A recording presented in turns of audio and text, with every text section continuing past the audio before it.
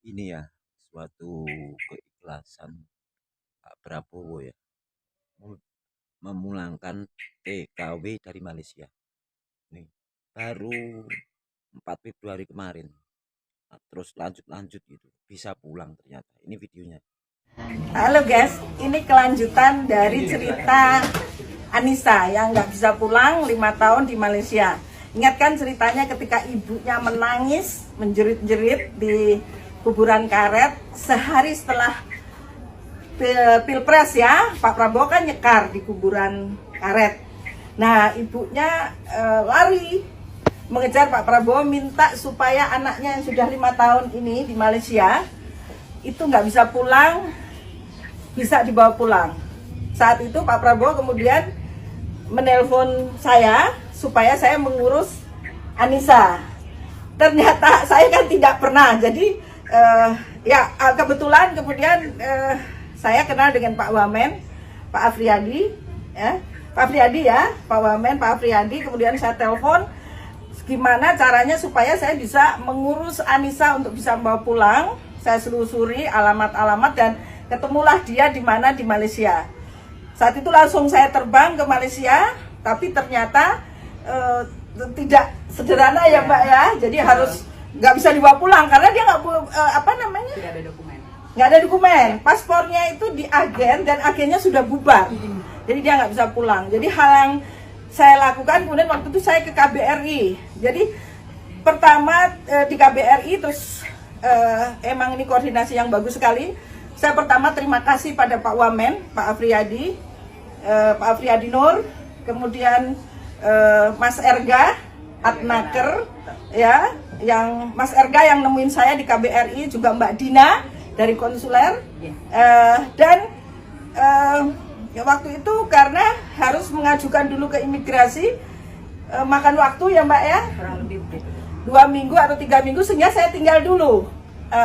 Tadinya saya jemput, tapi kemarin saya mendapat kabar nih luar biasa juga nih, Atnaker di Malaysia katanya saya nggak usah jemput, rupanya diantar sama Mbak Leni. Mbak Leni ini dari Atnaker, stafnya dari Pak Erga.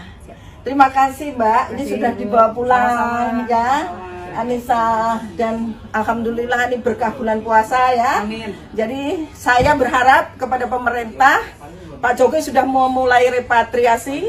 Saya juga sudah bicara dengan Pak Prabowo, kurang lebih ada 2 juta tenaga kerja Indonesia yang ilegal di Malaysia. Saya sudah minta kepada Pak Prabowo supaya secara bertahap bisa diputihkan atau bisa dibawa pulang dan diberikan pekerjaan di Indonesia. Terima kasih teman-teman ya. Nanti ada cerita lagi kita ke rumahnya Anissa. Ya,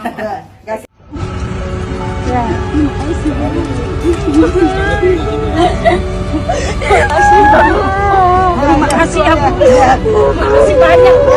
Ya, udah lama banget. Bisa pulang ya, bisa pulang alhamdulillah ya. Ini anaknya ini. Ini anaknya.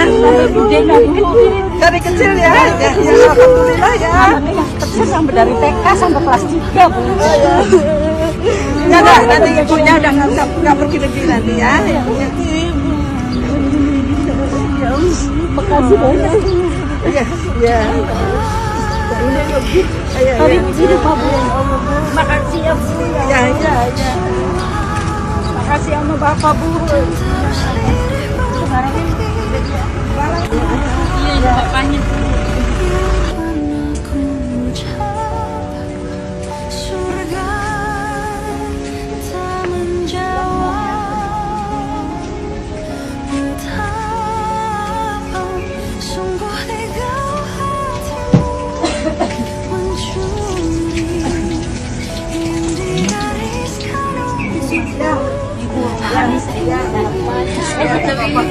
Gak apa-apa.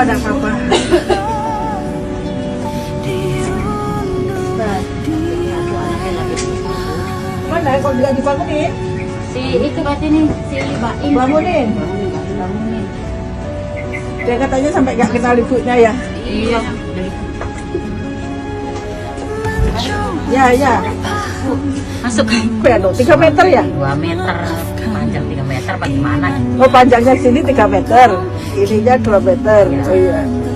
2 kali 3 ya, ya udah. Kalau nggak dipanjangin ke sana ya nggak muat. Iya, iya itu kan ditambah-tambah depannya ya. Ya. Anaknya banyak. Masaknya di situ. Iya. Iya. Baik. Nanti jadi anak pintar, sekolah yang pintar ya. Cita-citanya mau jadi apa? Oh, mau jadi dokter. Oh, bagus, good. Nanti sekolah di Unhan. Nanti sekolah di tempatnya Pak Prabowo ya, tapi harus pintar ya. Tuh ini sudah diambil sama ibu. Ya. Sekolah di Ah, ya. Tapi sekolahnya harus pintar ya. Nanti dalam sekolah nanti dibantuin ya. Kamu juga sekolah nggak boleh nakal ya. Harus sekolah pintar ya. Iya, ya, ya oke. Di Pak Prabowo itu terus terima kasih ya Pak, telah membawa pulang anak saya Pak ke Indonesia Pak.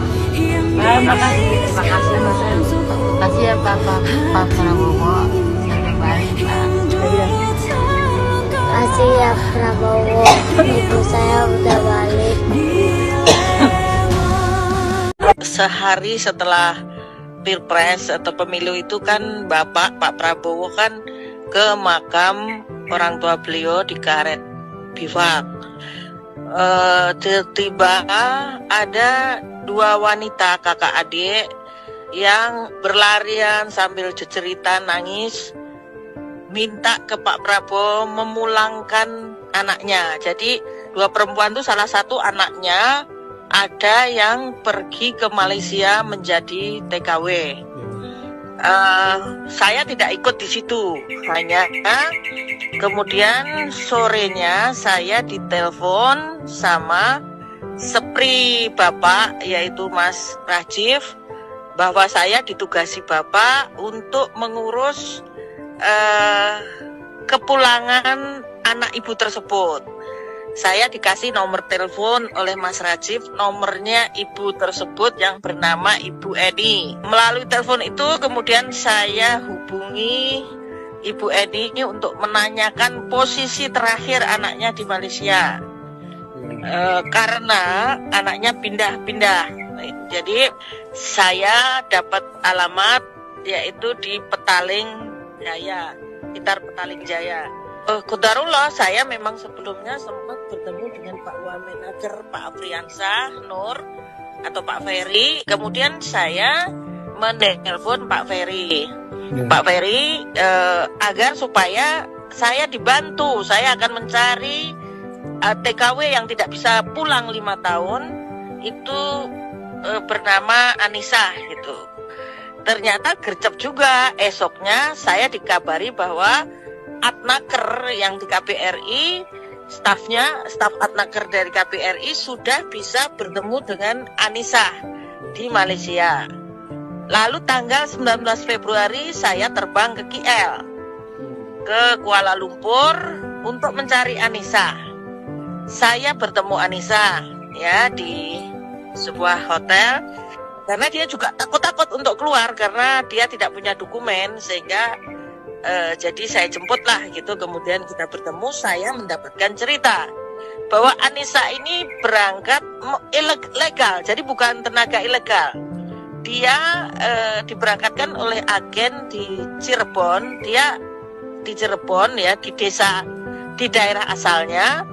Itu awalnya tahun 2018 ke Singapura. Dari Singapura nggak sampai 1 tahun dipindahkan oleh agennya ke Malaysia.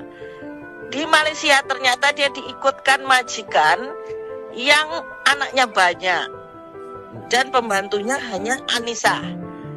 Dia harus bekerja hampir 24 jam ngurus anak, rumah tangga. Kadang-kadang majikannya punya usaha, dia harus bantu. Anak ini tidak kuat. Berkali-kali dia sudah minta ke agen supaya dipulangkan saja ke Jakarta. Tetapi pihak agen selalu menolak. Nah, Anissa tidak kuat kerja di rumah majikan yang harus kerja keras itu. Dia kemudian melarikan diri dari rumah majikan. Dia coba hubungi agen lagi untuk bisa mendapatkan paspor dan dokumennya yang kan biasanya kalau TKW kerja kan ditahan dokumennya oleh pihak agen. Ternyata agennya sudah bubar, mungkin pas pandemi itu kan. Dan dia tidak tahu lagi alamatnya. Jadilah berarti Anissa itu di sana dari legal menjadi ilegal. Lantang lantung. Mau keluar juga takut. Kalau keluar itu bisa ditangkap. Kalau ditangkap